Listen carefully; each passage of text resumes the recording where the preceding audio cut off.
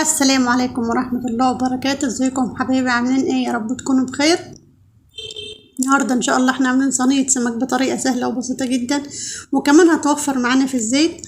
الطريقة دي طريقة امي، هي اول مرة تصور معايا، عشان كده انا منزلة الفيديو من غير مونتاج، منزلاه زي ما هو كده. بركة بس كده من امي ان هي اول مرة تطلع معايا في القناة، وان شاء الله ببركة وجودها معايا وببركة وجودكم معايا انتوا كمان بعد ربنا سبحانه وتعالى. ربنا يكرمني في القناة وتكبر مني واقدر احقق اللي انا بتمناه يا رب. يلا بقى بينا كده نسمي بالله ونصلي على الرسول ونبدأ وصفتنا ونشوف عملناها ازاي.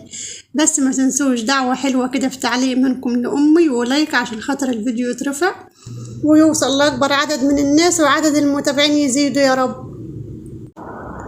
تتبيلة السمك بقى بتاعت امي بقى بتبقى عبارة عن ايه؟ هي طريقتها سهلة بسيطة جدا، يعني ما فيهاش اي افتكاسات ولا حاجة، ولكن سبحان الله بتخلي السمك طعمه روعة كده. بتجيب بقى رستهم بتقشرها، تروح جاية حطها في الهون، مقطعة عليها فلفل اخضر وفلفل احمر حامي، وتنزل عليهم بمعلقة كمون ومعلقة ملح، بس هي دي التوابل بتاعتها. وتدقهم في الهون، وبعد ما بتدقهم بتروح جايه ايه عصر عليهم ليمون حسب بقى الكميه اللي معاها. مسكت بقى غسلت السمك لان امي بس ما كانتش فاضيه، فعشان خاطر اكسب وقت كنا عايزين نتغدى، قلت لها طب يا ام انا هغسل لك السمك وهحشهولك بالطريقه ايه اللي انت بتعمليه بيها. هي بقى بتعمل ايه؟ بتمسك تفضي بطن السمك وتغسله غسله حلوه تحت الحنفيه، تحطه في مصفى وتروح جايه رش عليه ملح وتحصر عليه ليمون، بتسيبه منقوع شويه عشان ايه يعني تتخلص من الزفره شويه، بتروح جايه شطفاه وترش عليه ملح وتعصر عليه ليمون من تاني، وتحشيه بقى في المره التانيه دي.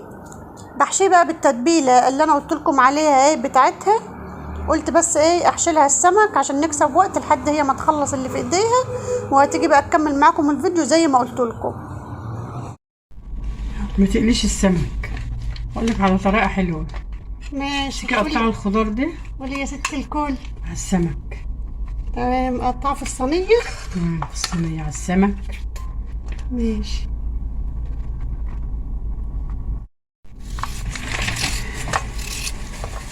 قطعه كده بالشكل ده كده. ايوه.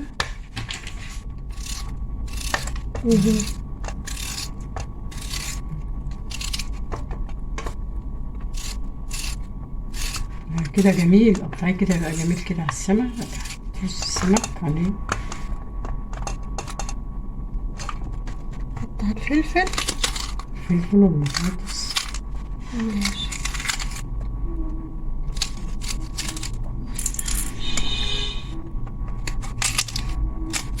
بالشكل ده كده اهو.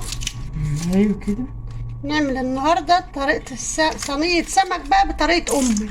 ايوه كده. ايه قطعيه الفلفل، ثلاث حبات بطاطس اهو بالشكل ده كده اهو. وقطع بقى ايه، قطع فيه قرن فلفل كمان عليه. حاضر، واحد كمان اهو. ايوه بالشكل ده كده. ايوه. احلى صينيه سمك بقى هناكلها من ايدهم ان شاء الله النهارده. قطع بقى 3 حبات قطع عليهم. ماشي. قطع بس الفلفل.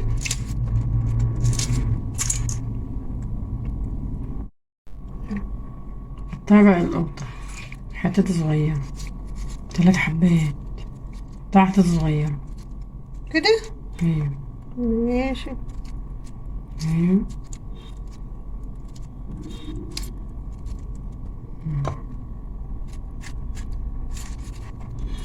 صينيه السمك دي بقى يا جماعه بتاعت امي،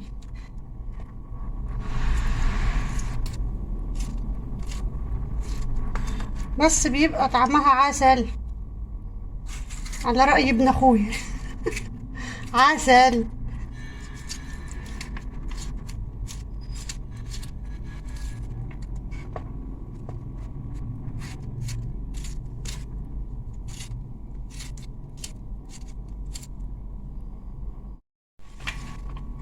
قطع بقى البصل قطع صغيرة على الوش. حاضر. ايوه قطع صغيرة اهو بالشكل ده كده. 3 بصلات قطعهم بقى قطع صغيرة كده على الوش. البصل اللي معانا ده يا جماعه صغير مش كبير. عشان يبقى حلو. تمام كده كده هتقطعيه صغير. ايوه بالشكل ده كده اهو.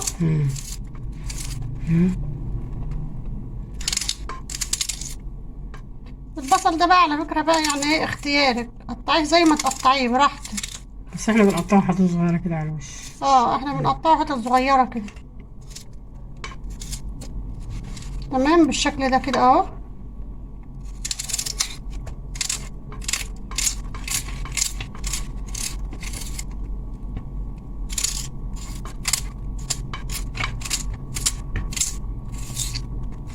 اهو كده قطعنا الخضار بتاعنا. تمام. معانا بقى معلقة من التتبيلة اهي، هكبها على الخضار. على التتبيلة بقى على الوش. ايوه كده بالشكل ده كده. تدي طعم ايه للخضار بتاعنا.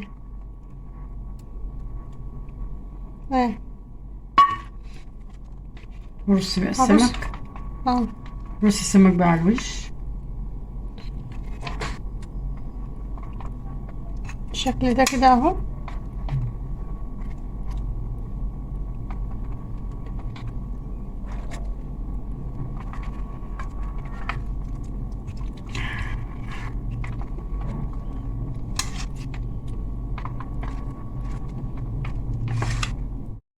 حط بقى معلقة فلفل احمر 3 معالق زيت ودوبيهم.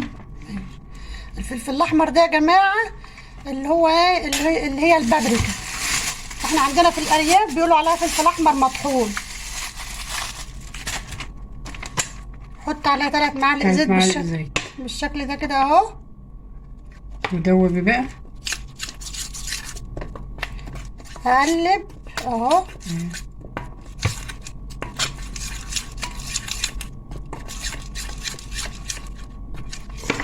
بالشكل ده كده. نكبهم بقى على وش السمك، على وش الصينية. ماشي حاضر. رش بقى على وش الصينية كده، على وش السمك.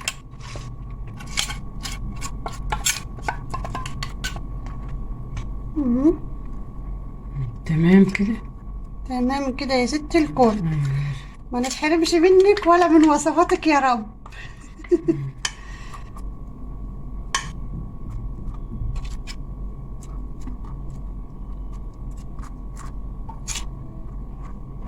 رشي بقى على كله كده. ماشي كده. ايوه رشي على كله كده. الفلفل الاحمر على 3 معالق زيت. ممكن تقليه في الزيت ده بقى جميل وحلو. صح، توفير برضو للزيت. توفير للزيت وبقى حلو وجميل. طريقة حلوة برضو. وتدخليه بقى الفرن. هتحبي بقى تاكليه. هتقولي بقى ام دي جميلة في اكلها. انت عسل يا ست الكل.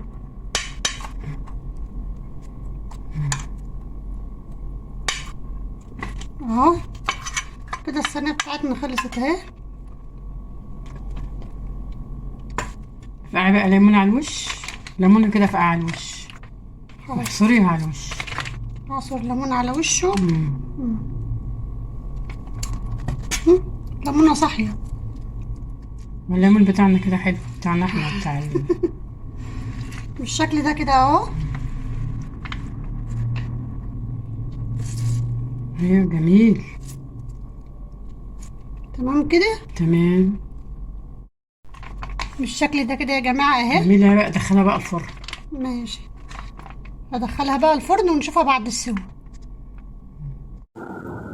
بعد ما كنت ادخلها بقى الفرن امي قالت لي استني انت نسيتي حاجه. بقول لها ايه؟ قالت لي الطبق اللي كان فيه الفلفل الاحمر ده حطيت فيه نص كوبايه ميه اللي هي نص مج بتاع الشاي، وحطيت فيه معلقه صغيره ملح ومعلقه كمون، وقلبتهم ورشيتهم ميه على الخضار بالشكل ده كده. وزعتهم في الصينيه عشان خاطر يسوي لي الخضار من تحت، لان الصينيه ما فيهاش اي سوائل، فشويه حبه الميه الصغيرين دول هيسووا لي ايه الخضار من تحت.